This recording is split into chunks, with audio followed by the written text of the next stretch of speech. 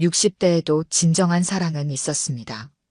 그 사랑과 맞이한 첫날 밤, 그 여자는 놀라운 경험을 하고 말았지요. 오해는 하지 마세요. 지금부터 시작하는 사연은 진정한 사랑을 찾아가는 여정에 관한 이야기니까요. 본격적으로 계속하기 전에 구독과 좋아요 꼭 눌러주시고 매일 배달되는 사연 들어보세요. 알림 설정까지 해두시면 이야기가 올라오자마자 들으실 수 있답니다. 여러분들의 응원은 사연 제작에 정말 큰 힘이 됩니다.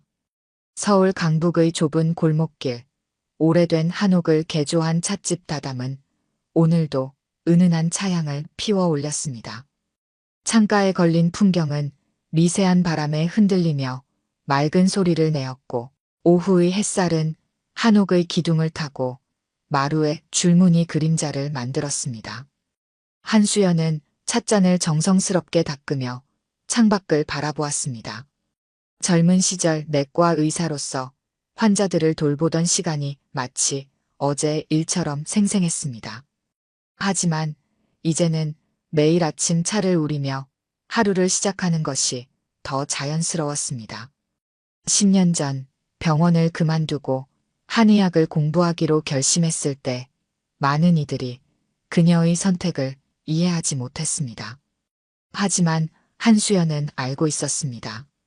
현대의학의 한계를 마주할 때마다 더 근본적인 치유의 방법이 있을 것이라 믿었습니다. 오후 3시 어김없이 문이 열렸습니다. 흰 셔츠에 베이지색 면바지를 입은 노신사가 들어왔습니다. 이태헌 교수였습니다. 그는 매일 같은 시간에 찾아와 같은 자리에 앉아 차를 마시는 손님이었습니다. 오늘도 좋은 차 한 잔 부탁드립니다. 이태헌의 목소리는 언제나처럼 차분했습니다. 한수연은 고개를 끄덕이며 오늘을 위해 준비해둔 보이차를 꺼냈습니다. 찻잎을 따뜻한 물에 한 번 씻어내고 다시 뜨거운 물을 부어 우려내는 동안 은은한 향이 퍼져나갔습니다. 오늘은 97년산 보이차를 준비했습니다. 교수님께서 좋아하실 것 같아서 특별히 꺼내두었습니다. 한수연이 찻잔을 내밀자 이태헌은 공손히 받아들었습니다. 그의 손가락이 찻잔 테두리를 따라 천천히 움직였습니다. 마치 오래된 책의 페이지를 넘기듯 조심스럽게 경건하게 차를 마시는 모습이 인상적이었습니다. 역시 원장님의 안목은 틀리지 않으십니다. 차향이 깊이가 있습니다. 이태헌은 찻잔을 내려놓으며 미소를 지었습니다. 그의 눈가에 잔잔한 주름이 그려졌습니다. 한수연은 문득 궁금해졌습니다. 매일 같은 시간, 같은 자리에서 차를 마시는 이유가 무엇일까? 하지만 물어보지 않았습니다. 때로는 침묵이 더 깊은 대화가 된다는 것을 그녀는 알고 있었습니다. 찻집 안에는 오래된 서가가 있었습니다. 한의학 서적과 차에 관한 책들이 빼곡히 꽂혀 있었고 그 사이사이에 이태헌이 가져다 준 문학 서적들이 자리 잡고 있었습니다. 그는 가끔 책을 한 권씩 들고 와서 한수연에게 건네곤 했습니다. 오늘도 그의 손에는 얇은 시집이 들려 있었습니다. 이 시집을 원장님께 추천해드리고 싶었습니다. 차를 마시며 읽기 좋은 시들입니다. 한수연은 감사하다는 인사를 건넸습니다. 이태헌이 자리에서 일어날 때까지 더 이상의 대화는 없었습니다. 하지만 그 침묵은 불편하지 않았습니다.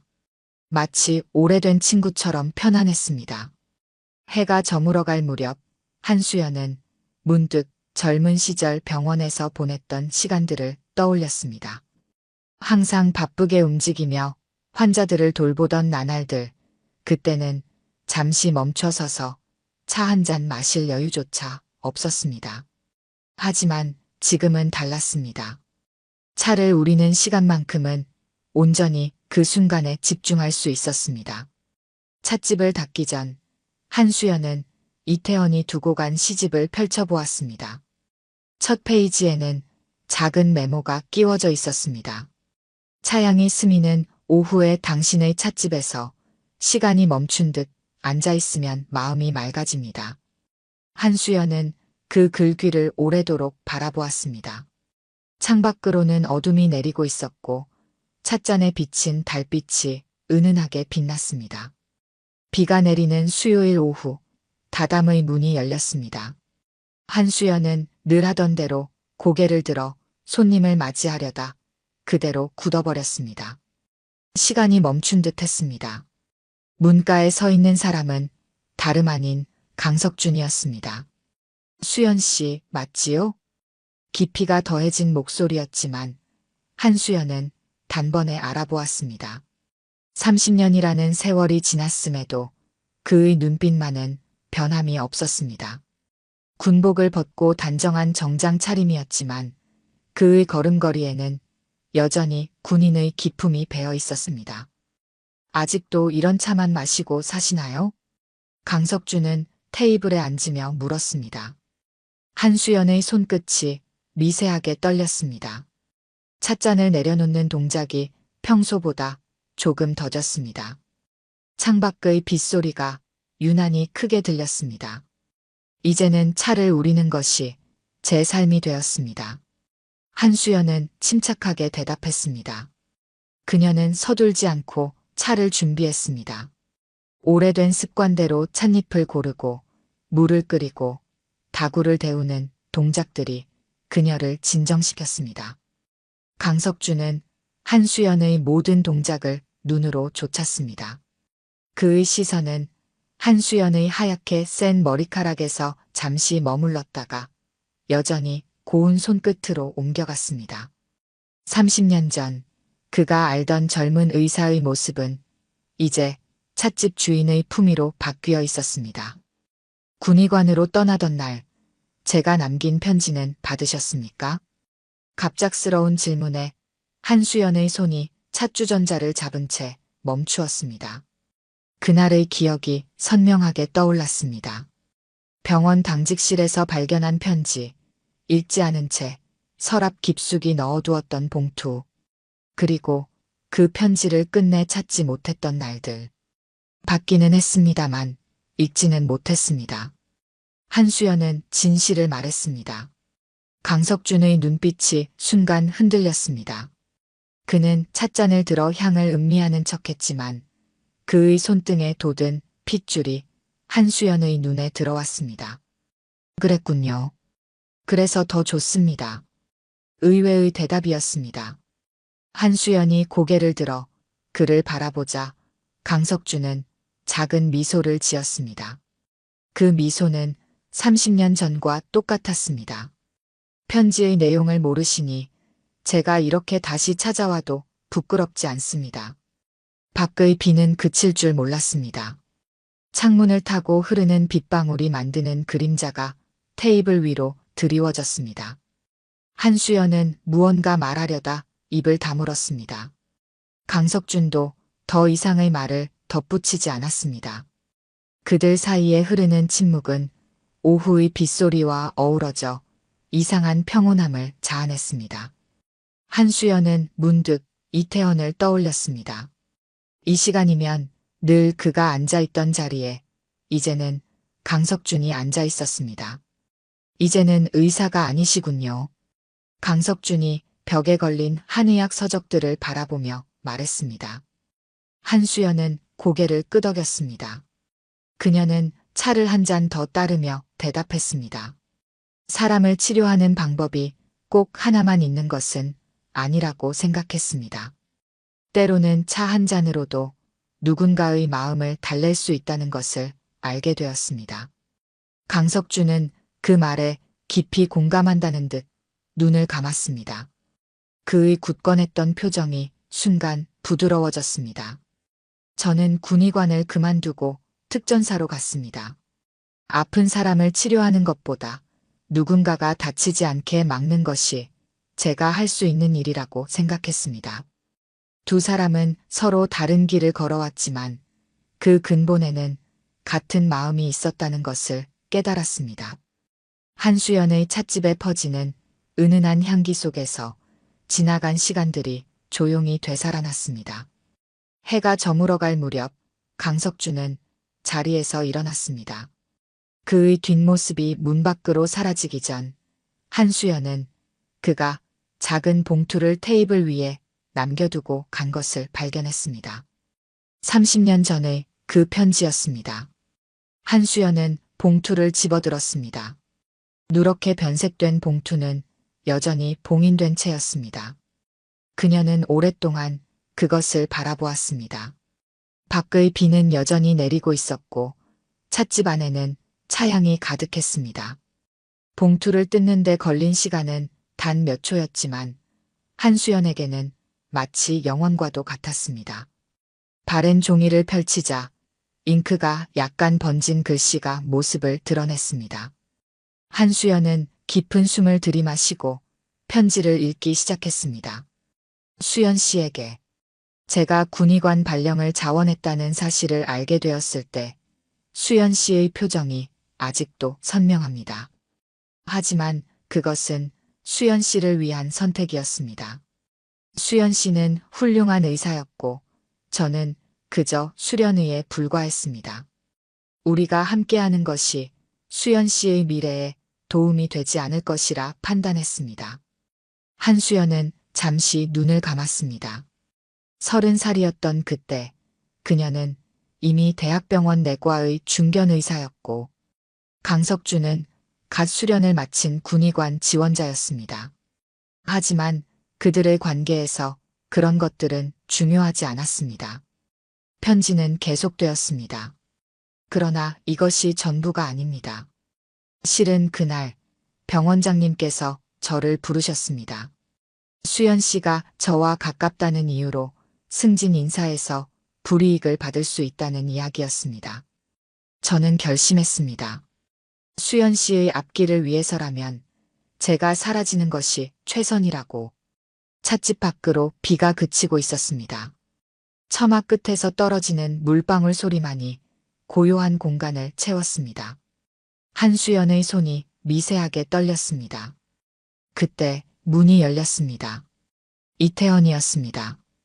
그는 평소와 같은 시간에 찾아왔지만 오늘은 그의 표정이 어딘가 달랐습니다. 원장님께 드릴 말씀이 있습니다. 이태원의 목소리는 평소보다 낮았습니다. 한수연은 무언가 예감한 듯 그를 바라보았습니다.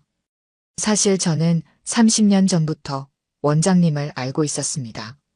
한수연의 눈이 커졌습니다. 이태원은 천천히 계속했습니다. 그때 저는 다른 대학에서 막 부임한 교수였습니다. 병원 근처 서점에서 우연히 원장님을 뵈었지요. 의학 서적을 고르시면서도 문학 코너를 기웃거리시던 모습이 인상적이었습니다. 이태원은 잠시 말을 멈추었다가 다시 이어갔습니다. 그 후로 종종 원장님을 뵈었습니다. 항상 멀리서였지만 원장님께서 환자들을 대하시는 모습, 젊은 의사들을 가르치시는 모습을 보았습니다. 그리고 강석준 군의관과 가까워지시는 것도 보았습니다. 한수연은 숨을 들이켰습니다. 이태원은 고개를 숙였습니다. 그가 떠난 후 원장님께서 힘들어하시는 모습도 보았습니다. 도서관에서 밤늦게까지 공부하시던 모습도. 하지만 저는 다가갈 용기가 없었습니다. 그저 멀리서 지켜볼 수밖에 없었습니다. 찻집 안에 침묵이 내려앉았습니다. 한참 만에 이태원이 다시 입을 열었습니다. 이제야 말씀드리는 것은 원장님께서 선택하실 때 모든 것을 아신 상태에서 결정하시기를 바라기 때문입니다. 한수연은 창밖을 바라보았습니다. 비가 그친 하늘에는 노을이 지고 있었습니다. 강석준의 편지가 아직 그녀의 손에 들려 있었습니다. 교수님께서는 어떻게 이곳을 찾아오시게 되었습니까? 한수연이 마침내 입을 열었습니다. 이태원의 눈가에 잔잔한 미소가 어렸습니다. 원장님께서 개업하신다는 소식을 들었습니다. 차를 좋아하시던 원장님이라 찻집을 열었다는 것이 어쩐지 운명 같았습니다. 두 사람은 다시 침묵했습니다. 한수연은 천천히 일어나 찻주전자를 들었습니다. 그녀의 손놀림은 평소와 다름없이 우아했습니다. 오늘은 제가 특별히 준비한 차가 있습니다. 한수연이 꺼내온 것은 오래된 보이차였습니다. 20살 때부터 모아두었던 차 중 가장 오래된 것이었습니다. 그녀는 정성스럽게 차를 우려냈습니다. 이 차의 숙성 기간이 제가 의사가 되기로 결심했던 시간과 같습니다. 긴 시간이 지나야 비로소 그 진가를 알 수 있는 것이지요. 이태헌은 깊은 이해의 눈빛으로 찻잔을 받아들었습니다. 은은한 차향이 공간을 채웠습니다. 창밖으로 저녁 노을이 찻집 안으로 스며들었고 오래된 시간들이 조용히 흘러갔습니다. 가을이 깊어가는 어느 오후 한수연은 창가에 서서 낙엽이 떨어지는 모습을 바라보았습니다. 찻잔에서 피어오르는 백차의 향기가 고요한 공간을 채웠습니다. 그녀의 손에는 두 통의 편지가 들려 있었습니다. 하나는 30년 전 강석준이 남긴 편지였고 다른 하나는 어제 이태헌이 건넨 청혼 편지였습니다. 이태헌의 편지는 그의 성품처럼 정갈했습니다. 꾸밈없이 진정성 있는 문장들이 반듯한 글씨체로 적혀 있었습니다. 그는 편지에서 한수연을 향한 오랜 마음을 담담하게 털어놓았습니다. 30년의 시간 동안 그녀를 지켜보며 키워온 마음이었습니다. 찻집 문 앞에 걸린 풍경이 미세한 바람에 흔들렸습니다. 한수연은 찻잔을 들어 향을 음미했습니다. 백차의 맑은 향기 속에서 그녀는 지난 시간들을 돌아보았습니다.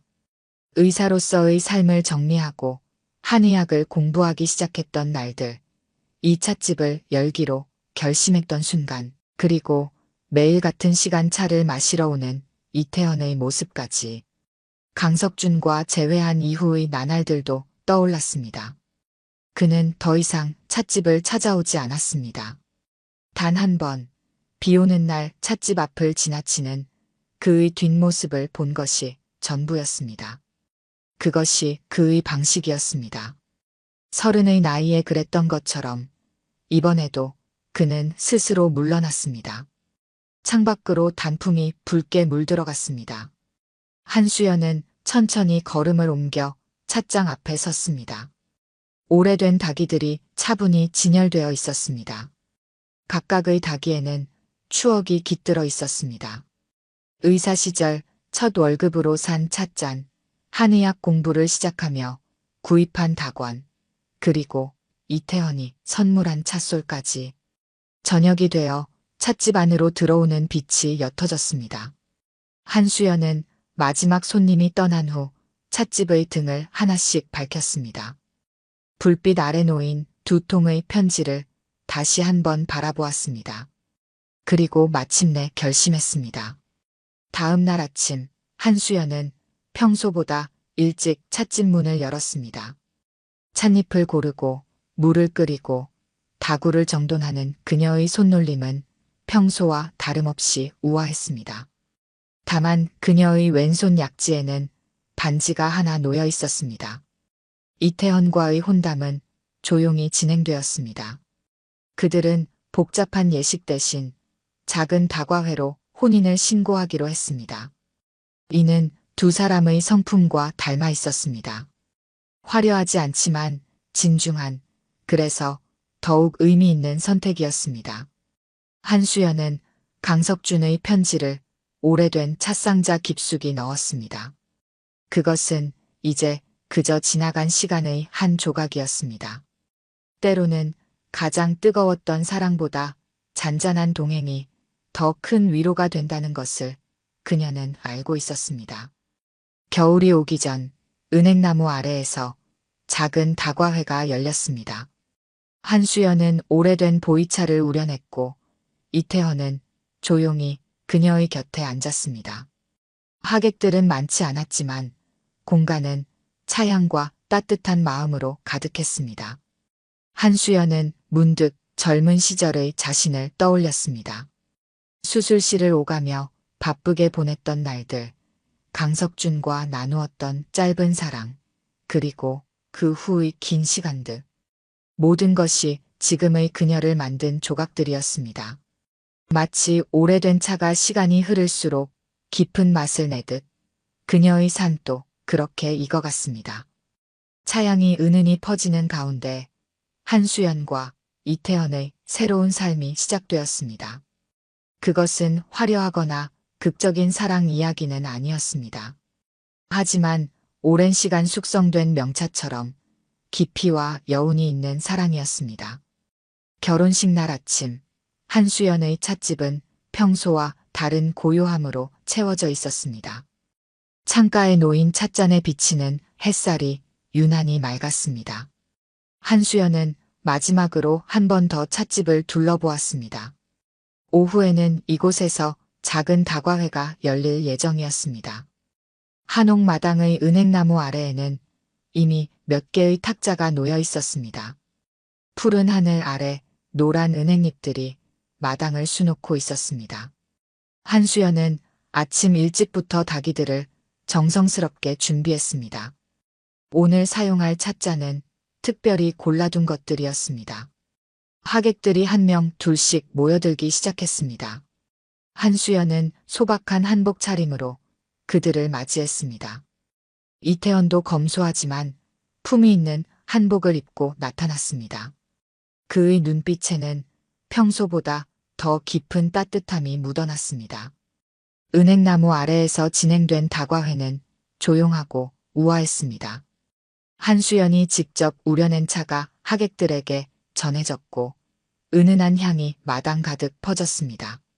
하지만 그때였습니다. 마당 입구에 익숙한 그림자가 드리워졌습니다. 강석준이었습니다. 그는 군복도 정장도 아닌 평범한 캐주얼 차림이었습니다. 한수연의 손끝이 미세하게 떨렸지만 그녀는 침착하게 그를 다른 하객들과 같이 맞이했습니다. 이태원의 표정에도 변화가 없었습니다. 하객들 사이로 조용한 동요가 일었습니다. 강석준은 마치 오래전부터 예정되어 있었다는 듯이 자연스럽게 자리에 앉았습니다. 그의 모습은 마치 오래된 수묵화 한 폭처럼 고요했습니다. 다과회가 중반에 이르렀을 때 강석준이 자리에서 일어났습니다. 모든 시선이 그에게 집중되었습니다. 한수연은 찻잔을 내려놓았습니다.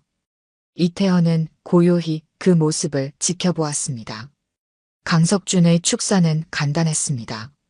그는 한수연과의 인연을 단 한마디로도 언급하지 않았습니다. 대신 그는 차를 마시는 일의 의미에 대해 이야기했습니다. 좋은 차가 시간이 흐를수록 깊은 맛을 내듯 인생도 그러하다는 이야기였습니다. 하지만 축사의 마지막에 이르러 강석준의 목소리가 미세하게 떨렸습니다. 그는 한수연에 대해 숨겨진 이야기가 있다고 말했습니다. 하객들 사이에서 작은 술렁임이 일었습니다. 한수연의 손끝이 찻잔 받침을 단단히 쥐었습니다. 그러나 강석준은 더 이상의 이야기를 꺼내지 않았습니다. 그는 마치 처음부터 그것이 목적이었다는 듯이 자리에서 일어났습니다. 그리고 조용히 마당을 빠져나갔습니다. 그의 발걸음 소리는 은행잎을 밟는 소리에 묻혀 사라졌습니다. 다과회는 예정대로 진행되었습니다. 하지만 한수연의 마음속에는 잔잔한 파문이 일었습니다. 강석준이 말하려 했던 이야기가 무엇인지, 그가 왜 그런 말을 꺼냈는지, 그리고 왜 끝내 말하지 않았는지에 대한 의문이 그녀의 마음 한켠을 차지했습니다. 해가 저물어갈 무렵 하객들이 하나 둘자리를 떴습니다. 마당에 놓인 찻상들이 치워지고 은행잎들이 마당을 노랗게 수놓은 채로 밤이 찾아왔습니다. 한수연과 이태원은 찻집의 불을 하나씩 밝혔습니다. 그날 밤 한수연은 오래도록 잠들지 못했습니다. 창 밖으로 달빛이 스며들었고 은행나무 그림자가 마루에 길게 드리워졌습니다. 강석준의 마지막 말이 그녀의 귓가에 맴돌았습니다. 하지만 그것은 이제 과거의 목소리일 뿐이었습니다. 찻집의 시계가 자정을 알렸습니다. 한수연은 창가에 놓인 찻잔을 바라보았습니다. 달빛에 비친 찻잔의 윤곽이 고요히 빛났습니다. 그리고 그녀는 깨달았습니다. 어떤 진실이 숨겨져 있더라도 이제 그녀의 삶은 이태헌과 함께 시작되었다는 것을. 결혼식을 마친 후 한수연과 이태헌은 찻집으로 돌아왔습니다. 달빛이 은은히 비치는 마당에는 아직 은행잎이 흩어져 있었습니다. 한수연은 평소처럼 차를 우리기 시작했습니다. 이제는 두 사람의 공간이 된 찻집에서 그녀의 손놀림은 여전히 우아했습니다. 이태헌은 창가에 앉아 그녀의 모습을 바라보았습니다. 찻잔에 차를 따르는 한수연의 모습이 달빛과 어우러져 한 폭의 그림 같았습니다. 하지만 그의 눈빛에는 평소와는 다른 깊이가 있었습니다. 한수연이 찻잔을 내려놓자 이태헌은 천천히 입을 열었습니다. 그의 고백은 조용했지만 한수연의 세계를 뒤흔들기에 충분했습니다. 30년 전 그는 이미 한수연을 알고 있었다는 것이었습니다. 이태헌의 이야기는 1994년 봄으로 거슬러 올라갔습니다. 그가 처음 한수연을 본 것은 대학병원 도서관이었습니다. 당시 그는 다른 대학에서 부임한 신임 교수였고 우연히 들른 의학도서관에서 한수연을 발견했습니다. 늦은 밤까지 환자 차트를 검토하며 공부하는 젊은 의사의 모습이 그의 기억에 깊이 새겨졌습니다. 그 후로 이태헌은 자주 한수연을 지켜보게 되었습니다. 환자들을 대하는 그녀의 진중한 태도, 후배 의사들을 가르치는 모습, 그리고 강석준과 가까워지는 과정까지 그는 모든 것을 알고 있었습니다. 이태헌의 목소리가 잠시 멈추었습니다. 찻집 안에는 달빛만이 고요히 흘렀습니다. 그는 마지막 이야기를 꺼냈습니다. 강석준이 떠난 후 한수연이 힘들어하던 시절에 대한 이야기였습니다. 한수연은 숨을 깊이 들이마셨습니다. 그녀는 기억했습니다. 그 시절 도서관에서 우연히 발견한 책들을, 그녀가 필요로 하는 의학 서적들이 항상 그녀의 자리 근처에 놓여 있었다는 것을, 그리고 때때로 책갈피처럼 끼워져 있던 짧은 시구들을. 이태헌은 그 모든 것이 자신의 작은 배려였다고 고백했습니다.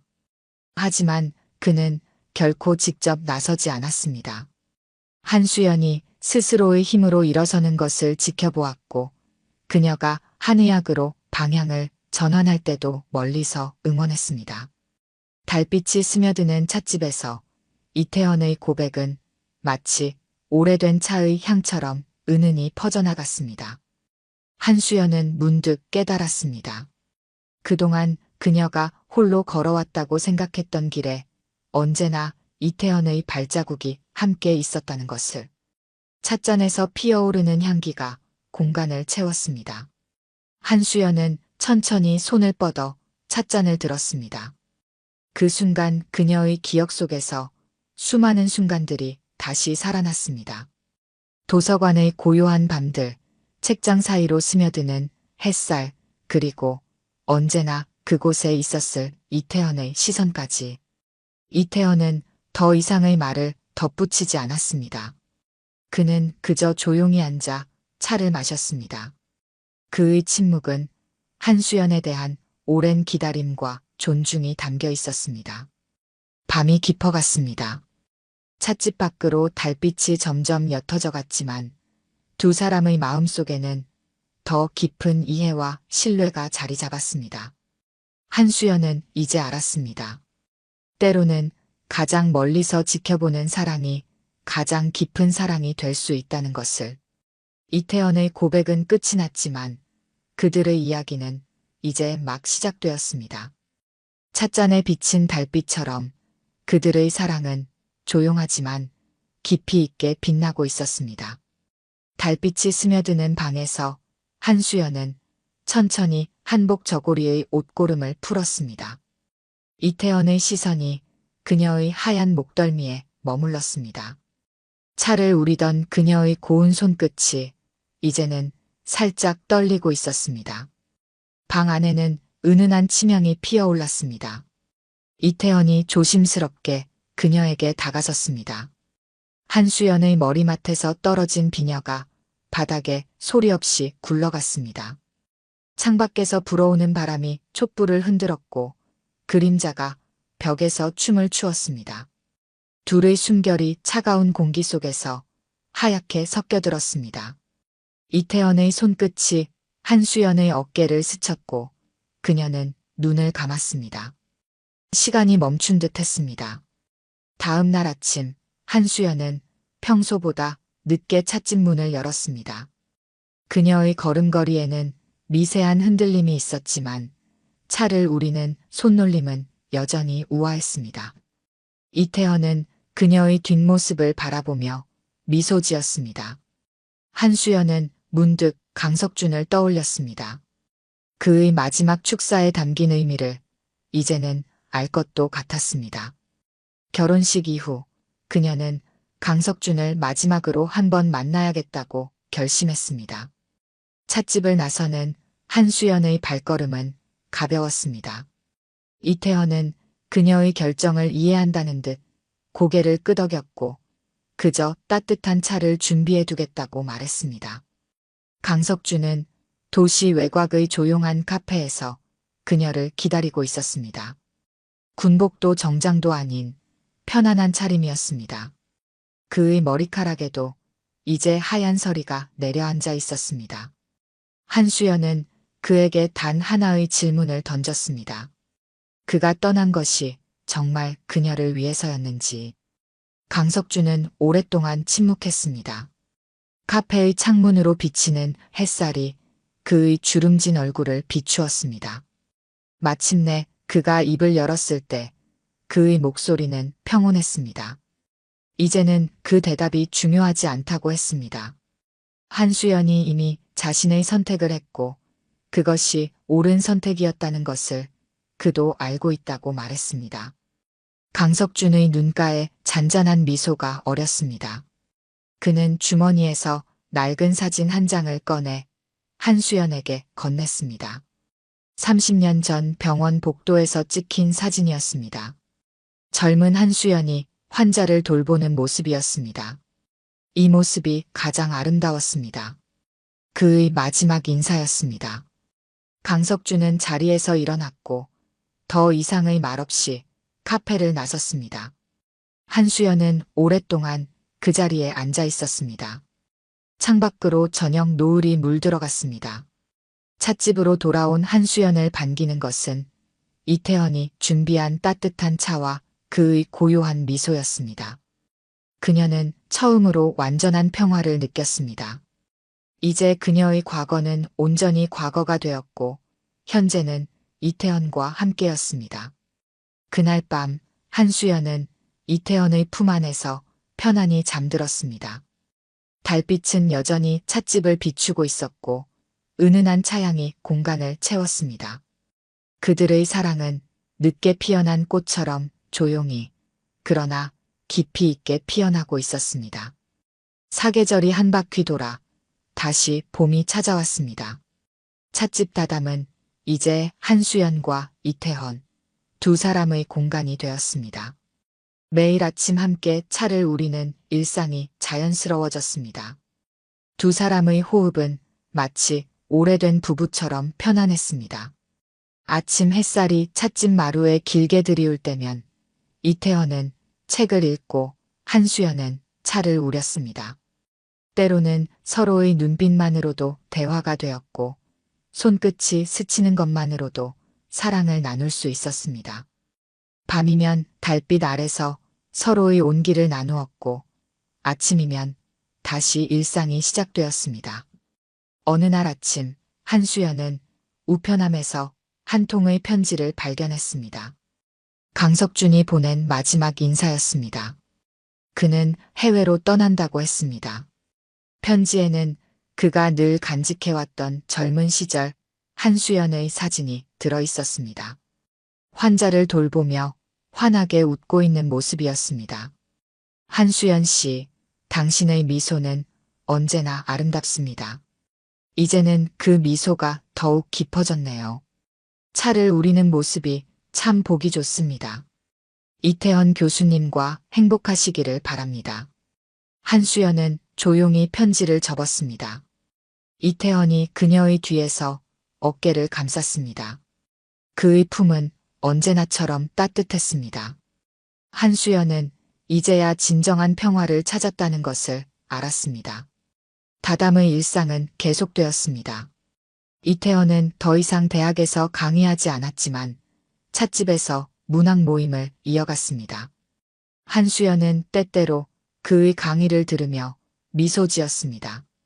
그의 목소리에는 여전히 젊은 열정이 담겨 있었습니다. 저녁이면 두 사람은 함께 차를 마시며 하루를 마무리했습니다. 때로는 이태헌이 한수연의 허리를 살며시 끌어안았고 한수연은 그의 품에 기대어 창밖을 바라보았습니다. 계절이 바뀌어도 그들의 사랑은 깊어져만 갔습니다. 찻집의 서가는 이제 한의학 서적과 문학 서적이 조화롭게 섞여 있었습니다. 마치 두 사람의 삶이 그렇게 하나가 된 것처럼.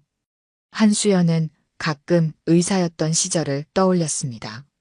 그때는 몰랐던 진실한 사랑의 의미를 이제는 매 순간 깨닫고 있었습니다. 밤이면 두 사람은 은은한 달빛 아래서 서로의 숨결을 나누었습니다. 나이 들니 무색할 만큼 그들의 사랑은 깊어져 갔고 서로를 향한 애정은 더욱 진해졌습니다. 때로는 말없이 서로를 바라보는 것만으로도 충분했습니다. 봄바람이 불어오는 어느 날 한수연은 문득 깨달았습니다.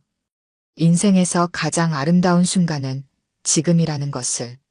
젊은 시절의 열정적인 사랑도 중년의 고독한 시간도 모두 이 순간을 위한 준비였다는 것을.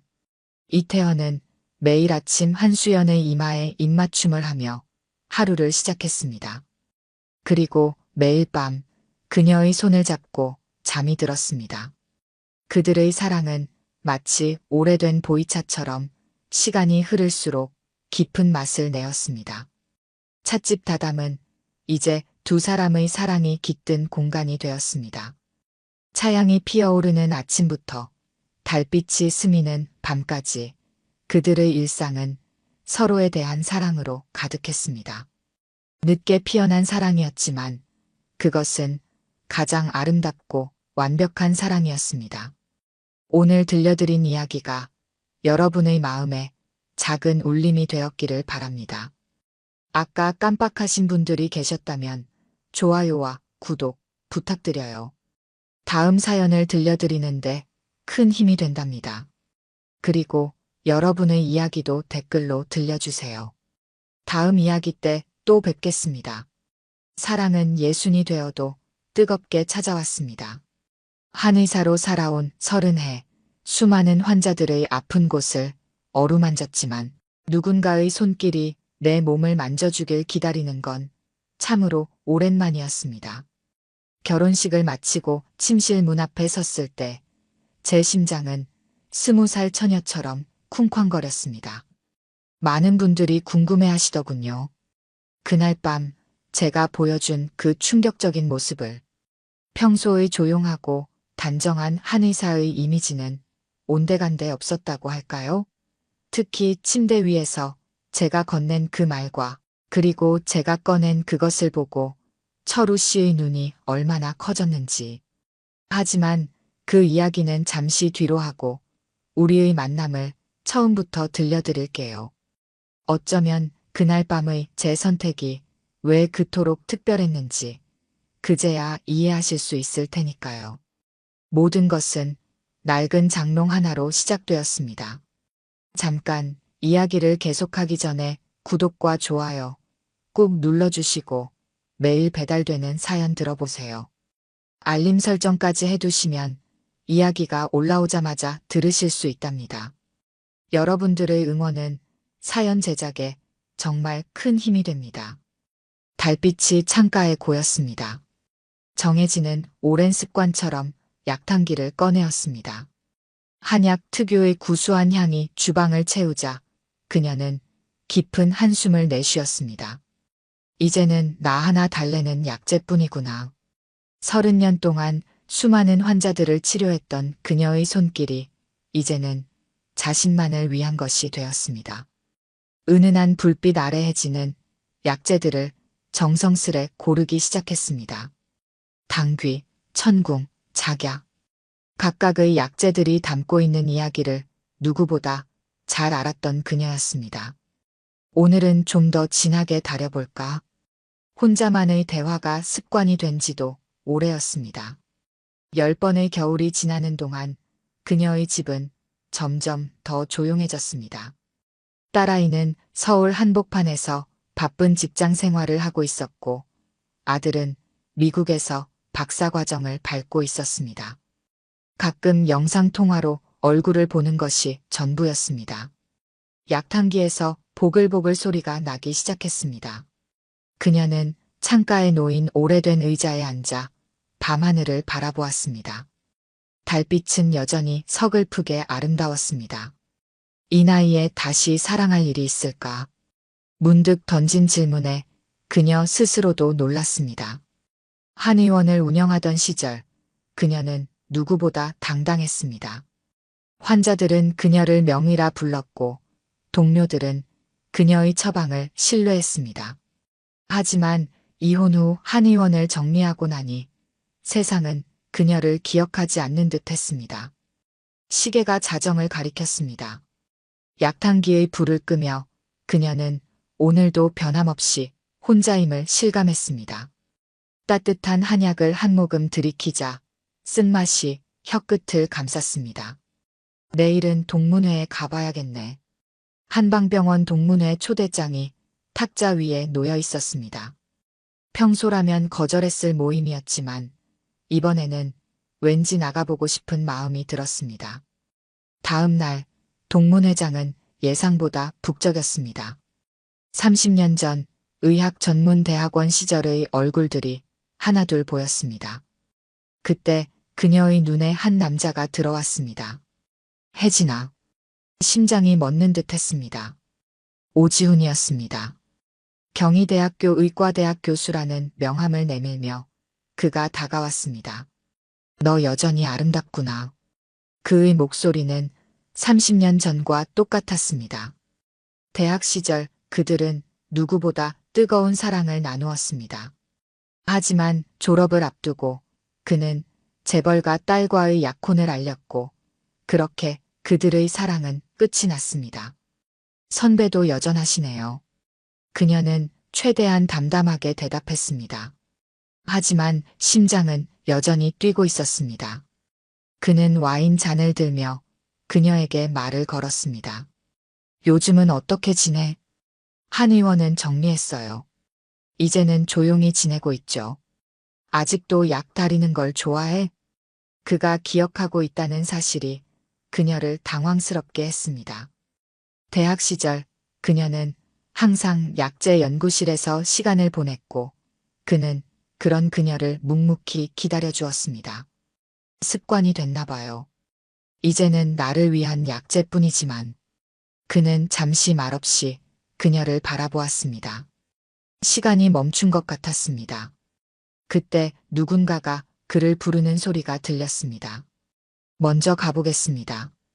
그가 자리를 떠난 후에도 그녀의 마음은 쉽게 가라앉지 않았습니다. 집으로 돌아오는 길, 달빛은 여전히 차갑게 빛나고 있었습니다. 약탕기에서는 또다시 보글보글 소리가 났습니다. 이제 와서 왜?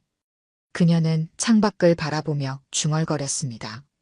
마음 한켠이 흔들리고 있다는 것을 부정할 수 없었습니다. 하지만 그녀는 알고 있었습니다. 사랑은 때로 추억으로 남는 것이 좋다는 것을. 약탕기의 불을 끄며 그녀는 결심했습니다. 내일은 오래된 장롱을 수리하러 가기로 했습니다. 새로운 하루를 시작하는 것. 그것이 그녀가 할 수 있는 최선이었습니다.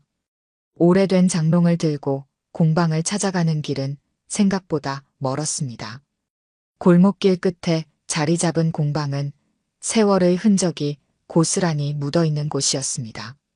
청우공방이라는 낡은 간판이 가을 바람에 살짝 흔들렸습니다. 혜진은 잠시 망설였습니다. 장롱은 친정어머니가 남겨주신 것이었습니다.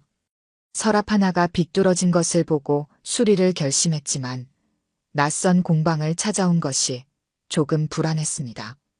문을 열자 나무 향이 가득했습니다. 공방 안은 시간이 멈춘 듯 했습니다. 창가에는 반듯하게 정리된 연장들이 빛났고 벽면에는 완성된 가구들이 늘어서 있었습니다. 그때 작업실 안쪽에서 발소리가 들렸습니다. 강철우는 묵직한 걸음으로 나왔습니다. 왼쪽 다리를 절뚝거리는 모습이 역력했지만 그의 눈빛은 단단했습니다.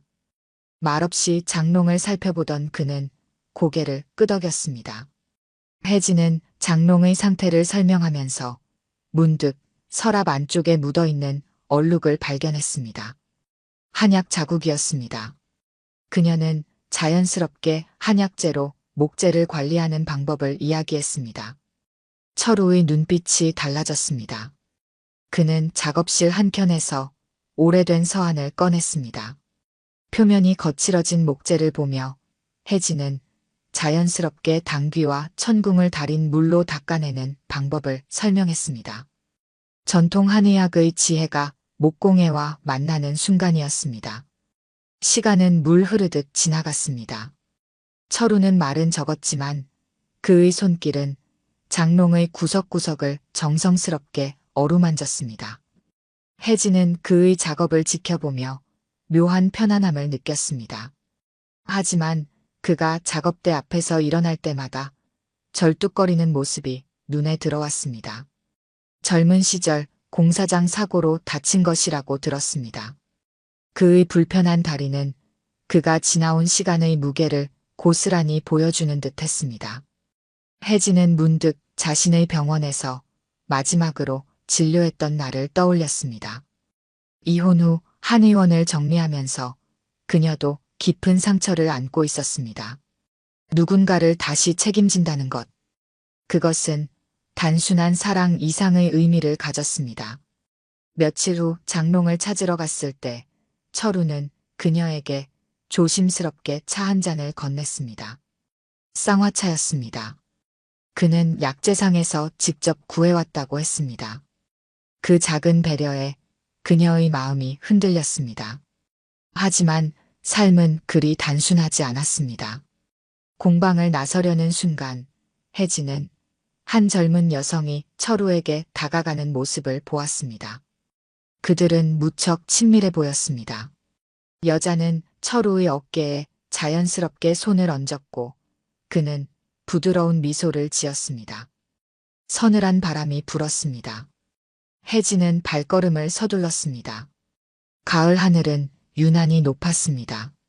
집으로 돌아오는 길, 그녀는 자신의 나이를 다시 한번 실감했습니다. 50대 후반, 새로운 사랑을 시작하기에는 너무 많은 것들을 고민해야 했습니다. 약탕기에서 보글보글 소리가 났습니다. 오늘따라 한약 향이 쓸쓸하게 느껴졌습니다. 창밖으로 단풍이 물들기 시작했습니다. 시간은 그렇게 흘러갔습니다. 장롱은 이제 반듯하게 제자리를 찾았지만 그녀의 마음은 여전히 불안정했습니다. 서랍을 열 때마다 그의 정성 어린 손길이 떠올랐습니다.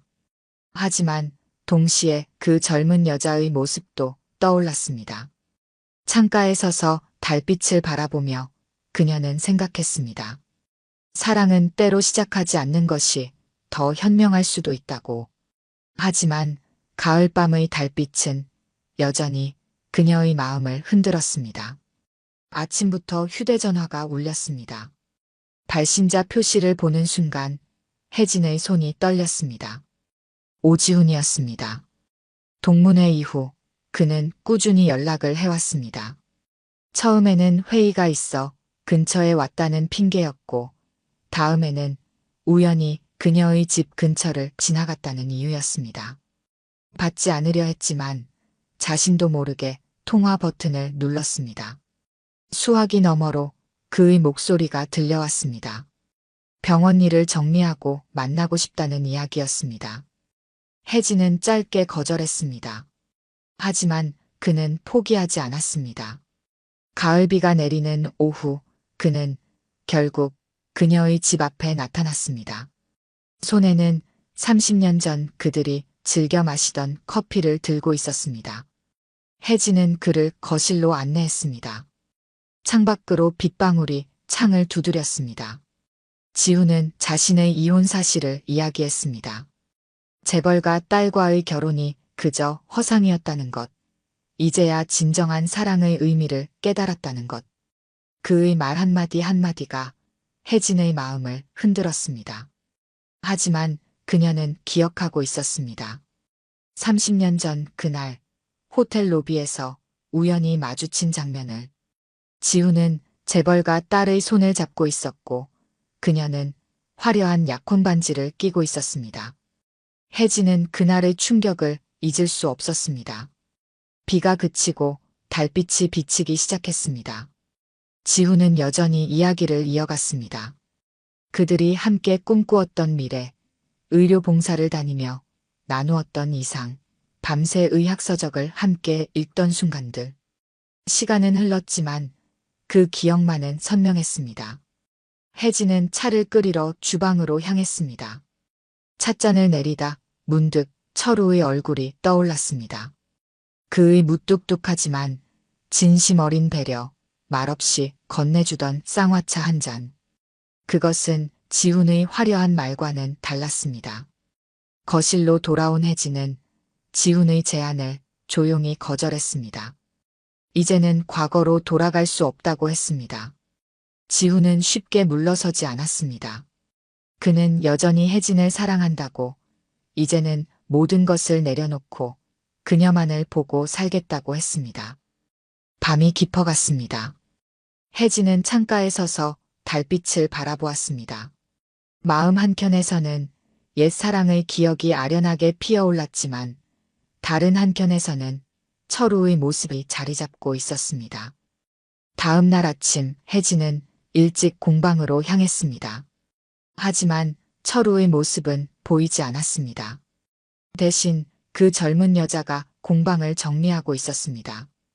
혜진은 발걸음을 돌렸습니다. 가을바람이 차갑게 느껴졌습니다. 집으로 돌아와 약재를 정리하면서 혜진은 생각했습니다. 사랑은 때로 선택이 아닌 포기일 수 있다고. 지훈과의 추억도 철우에 대한 감정도 모두 접어두어야 할지 모른다고. 저녁이 되자 지훈에게서 또 연락이 왔습니다. 이번에는 문자였습니다. 병원 운영권 문제로 고민이 있다는 내용이었습니다. 혜진은 그제야 깨달았습니다. 그의 마음속에는 여전히 명예와 부가 자리 잡고 있다는 것을. 약탕기에서 보글보글 소리가 났습니다. 오늘은 평소보다 약재를 진하게 넣었습니다. 쓴맛이 혀끝을 스쳤습니다. 때로는 쓴 약이 몸에 좋듯이 쓴 진실도 마음을 단단하게 만드는 법이었습니다. 창밖으로 달빛이 더욱 선명해졌습니다. 혜진은 휴대전화를 꺼냈습니다. 지훈의 연락처를 하나씩 지워나갔습니다. 과거는 과거로 남겨두기로 했습니다. 하지만 철우의 생각은 지울 수 없었습니다. 밤이 깊어갔습니다. 달빛은 여전히 창가에 머물러 있었습니다. 혜진은 오랜만에 편안한 마음으로 잠자리에 들었습니다. 때로는 놓아주는 것이 더 큰 사랑일 수 있다는 것을 이제야 깨달았기 때문입니다. 얼마 후 환절기가 찾아왔습니다. 혜진은 아침부터 몸살 기운에 시달렸습니다. 평소 같았으면 즉시 한약을 다렸겠지만 오늘은 그럴 기운조차 없었습니다. 이불 속에서 몸을 웅크린 채 시간이 흘렀습니다. 저녁이 되어갈 무렵 초인종이 울렸습니다. 아무도 오리라 기대하지 않았던 시간이었습니다. 혜진은 힘겹게 일어나 문을 열었습니다. 철우였습니다. 그의 손에는 나무로 된 도마와 종이 가방이 들려 있었습니다. 철우는 말없이 부엌으로 향했습니다. 종이 가방 안에서 생강과 대추, 계피가 나왔습니다. 연락이 되질 않아 아픈 거 아닌가 싶어 혹시 몰라 챙겨왔다며 약재를 넣고 차를 끓이기 시작했습니다. 혜진은 그의 뒷모습을 바라보았습니다. 절뚝이는 걸음이었지만 움직임은 무척 능숙했습니다. 차가 끓는 동안 철우는 도마를 꺼냈습니다. 단단한 느티나무로 만든 도마였습니다. 표면에는 나무결이 그대로 살아있었고 모서리는 부드럽게 다듬어져 있었습니다. 며칠 전 혜진이 공방에서 무심코 눈여겨보았던 바로 그 도마였습니다. 혜진은 차를 마시며 도마의 나무결을 어루만졌습니다. 느티나무 특유의 은은한 향이 났습니다. 철우는 이 나무결이 유독 아름다워 혜진에게 선물하고 싶었다고 했습니다. 그 말에 혜진의 마음이 따뜻해졌습니다. 다음 날 혜진은 기운을 되찾았습니다. 철우에게 감사 인사를 전하러 공방으로 향했습니다. 가을 햇살이 길을 비추었습니다. 공방이 가까워질수록 발걸음이 가벼워졌습니다. 하지만 공방 앞에서 멈춰섰습니다. 철우와 젊은 여자가 이야기를 나누고 있었습니다. 여자는 철우의 어깨에 머리를 기대며 웃고 있었고 철우는 그녀의 머리를 쓰다듬었습니다. 너무나 자연스러운 모습이었습니다. 혜진의 가슴이 철렁 내려앉았습니다. 어제의 따뜻함이 한순간에 차가워졌습니다. 발걸음을 돌렸습니다. 돌아오는 길이 왠지 멀게 느껴졌습니다. 집으로 돌아온 혜진은 창가에 멍하니 앉아 있었습니다. 도마의 나무결을 만지작거렸습니다. 어쩌면 그의 친절은 모든 이에게 동일한 것일지도 모른다는 생각이 들었습니다. 혜진은 문득 자신의 모습이 우스워졌습니다. 나이 60을 바라보는 여자가 20살 소녀처럼 가슴앓이를 하고 있다니. 하지만 마음은 나이를 속일 수 없었습니다. 밤이 깊어갔습니다. 약탕기에서 보글보글 소리가 났습니다. 혜진은 도마를 식탁 깊숙이 넣어두었습니다. 이제는 공방에 가지 않기로 했습니다. 어쩌면 처음부터 이런 결말을 예상했는지도 모릅니다. 다음 날부터 혜진은 바쁘게 지냈습니다. 오랫동안 미뤄두었던 집안 정리를 시작했습니다. 장롱 속 옷가지들을 정리하고 오래된 책들을 분류했습니다. 그러다 문득 철우가 수리해준 장롱 서랍을 열었습니다. 서랍 안에서 작은 쪽지가 나왔습니다. 철우의 글씨였습니다. 나무도 사람처럼 시간이 흐르면 상처가 아물어갑니다. 그 한 줄에 혜진의 눈시울이 붉어졌습니다. 창밖에는 단풍이 물들기 시작했습니다. 혜진은 약탕기를 꺼내려다 멈췄습니다. 오늘은 약을 다리지 않기로 했습니다. 때로는 아픔도 필요한 법이니까요. 달빛이 창가에 고였습니다. 그날 밤 혜진은 오랜만에 일기를 썼습니다. 사랑은 왜 이리 어려운 걸까요? 나이가 들수록 더욱 그렇습니다. 하지만 이제는 압니다. 모든 관계에는 설명할 수 없는 부분이 있다는 것을. 그리고 그것을 인정하는 것이 어쩌면 성숙한 사랑의 시작일지도 모른다는 것을. 창밖의 달빛은 여전히 차갑게 빛났습니다. 하지만 혜진의 마음은 조금씩 평온을 찾아갔습니다. 어쩌면 이것도 나이들의 한 부분일지도 모른다고 생각했습니다. 한의사회 건물 카페테리아는 한적했습니다. 혜진은 커피잔을 매만지며 자리에 앉았습니다. 오지훈이 보자고 한 장소였습니다. 병원이 아닌 곳에서 만나자는 그의 제안이 의아했지만 이야기를 들어보기로 했습니다. 유리창 너머로 도시의 늦가을 풍경이 보였습니다. 마른 낙엽이 바람에 휘날렸습니다. 그때 지훈이 들어왔습니다. 평소의 의사 가운 대신 고급스러운 캐시미어 코트를 입은 모습이었습니다. 지훈은 자신의 마음을 길게 이야기했습니다. 젊은 시절의 선택이 얼마나 후회되는지, 이제는 진정한 사랑의 의미를 깨달았다는 것. 혜진을 잊은 적이 없다는 것. 눈빛은 진지해 보였습니다. 혜진아, 내가 모든 걸 정리하고 너에게 가고 싶어. 그의 말이 끝나기도 전에 전화벨이 울렸습니다. 지우는 잠시 실례하겠다며 자리를 피했습니다. 그의 목소리가 카페 한켠에서 들려왔습니다. 병원 이사장과의 통화였습니다. 네, 이사장님. 병원 인수건 잘 진행되고 있습니다. 네, 그분 따님과의 만남도 긍정적으로 검토하고 있습니다. 제가 새 병원의 운영을 맡게 된다면 그쪽과의 관계도 중요하니까요. 통화는 길지 않았습니다. 하지만 혜진의 마음속에서 무언가가 완전히 깨어졌습니다. 돌아온 지훈의 얼굴에는 아무 일 없다는 듯 여전히 부드러운 미소가 걸려 있었습니다. 서울의 새 병원을 맡게 될 것 같아. 거기서 우리가 함께. 혜진은 그의 말을 끊었습니다. 조용히 자리에서 일어섰습니다. 더 이상의 설명은 필요하지 않았습니다. 30년이 지났지만 그의 본질은 변하지 않았습니다. 여전히 성공과 안정, 그것들이 그의 삶에서 가장 중요했습니다. 카페를 나와 거리를 걸었습니다. 차가운 바람이 뺨을 스쳤습니다. 문득 철우의 공방이 떠올랐습니다. 그곳으로 발걸음이 향했습니다. 공방 문을 열자 나무 향이 코끝을 스쳤습니다. 철우는 작업대 앞에 있었습니다. 그의 왼쪽 다리가 평소보다 더 심하게 절뚝거렸습니다.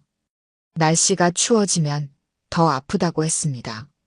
처음으로 철우는 자신의 이야기를 했습니다.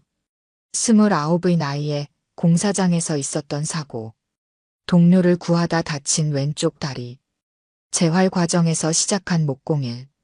그는 담담히 말했습니다. 매일 아침 이 다리를 보면서 생각합니다. 내가 오늘도 살아있다는 것, 그래서 누군가에게 도움이 될 수 있다는 것. 그게 얼마나 감사한 일인지. 작업대 위에는 작은 반지 케이스가 놓여 있었습니다. 오동나무로 만든 상자였습니다. 철우가 며칠 밤을 새워 만든 것이었습니다. 그는 상자를 열어 보였습니다. 선생님을 처음 뵀을 때부터 마음에 담아두었습니다. 제가 불편한 다리를 가진 사람이라 망설였지만 이제는 말씀드리고 싶습니다. 그의 눈빛은 맑았습니다. 거짓도 숨김도 없었습니다. 단지 한 사람을 향한 진심만이 있었습니다. 창밖에서는 초겨울의 첫눈이 내리기 시작했습니다. 하얀 눈송이들이 공방의 창문을 두드렸습니다. 혜진은 처음으로 자신의 마음을 똑바로 바라보았습니다. 화려한 말이 아닌 진실된 마음이 어떤 것인지를 이제야 알았습니다. 결혼식 준비는 조용히 진행되었습니다. 혜진은 화려한 예식장 대신 철우의 공방을 선택했습니다.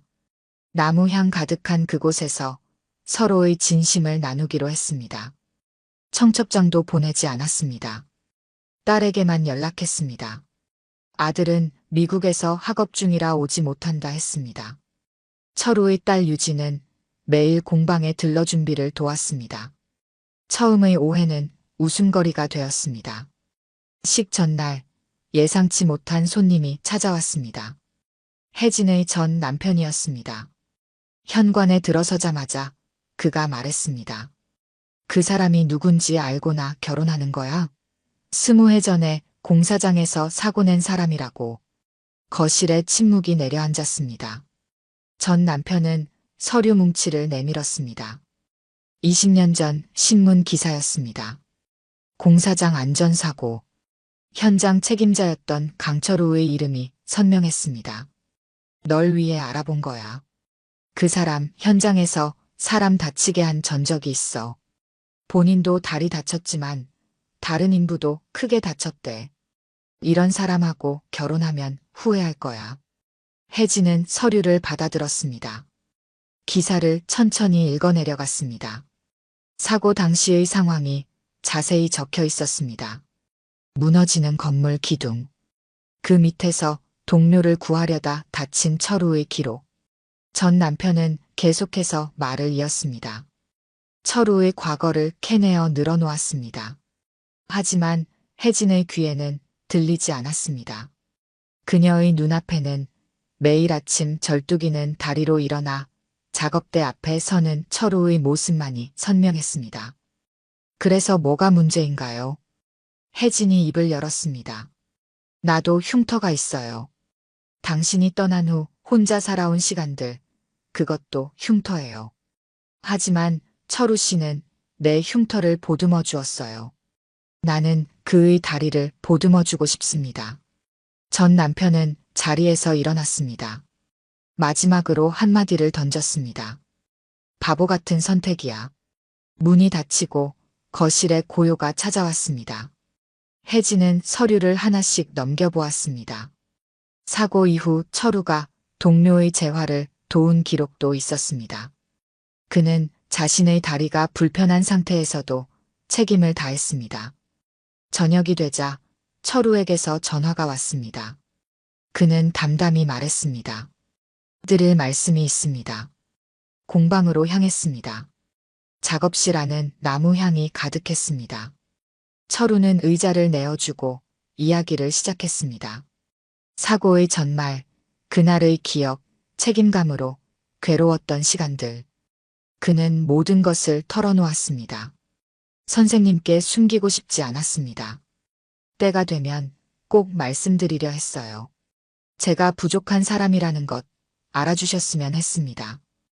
혜진은 자리에서 일어나 그의 앞에 섰습니다. 처음으로 그의 왼쪽 다리를 똑바로 바라보았습니다. 그리고 손을 내밀어 그의 무릎을 감쌌습니다. 당신의 다리는 부족함이 아니에요.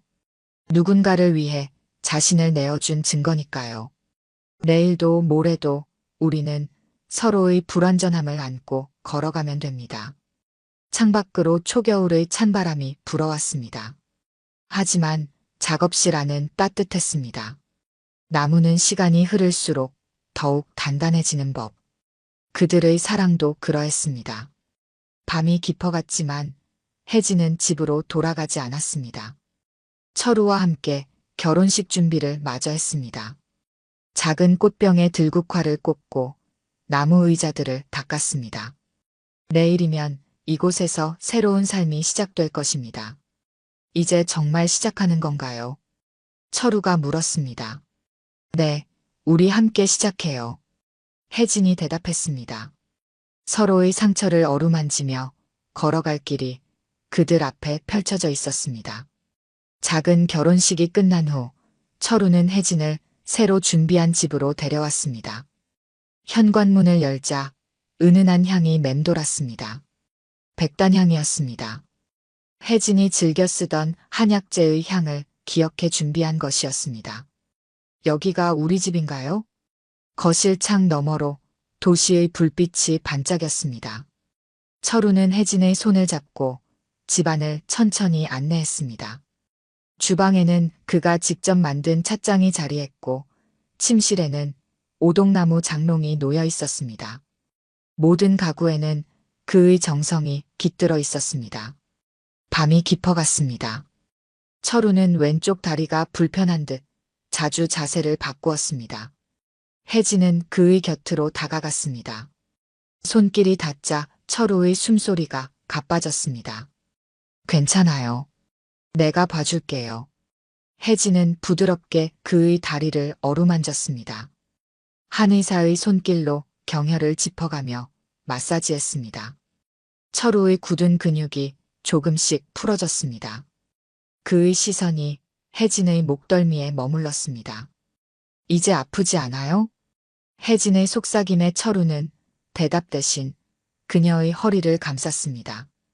까만 치마 저고리의 옷고름이 살며시 풀어졌습니다. 서로의 숨결이 깊어졌습니다. 선생님, 이제 그렇게 부르지 마세요. 나는 당신의 아내예요. 창밖에서 눈이 내리기 시작했습니다.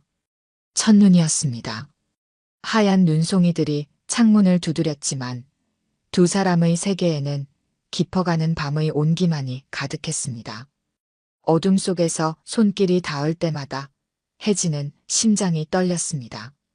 20살의 처녀처럼 부끄러웠습니다.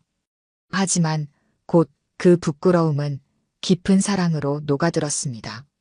철우의 진중한 손길이 그녀의 불안을 쓸어내렸습니다. 사랑합니다. 첫날 밤 그들은 서로의 온기를 나누었습니다.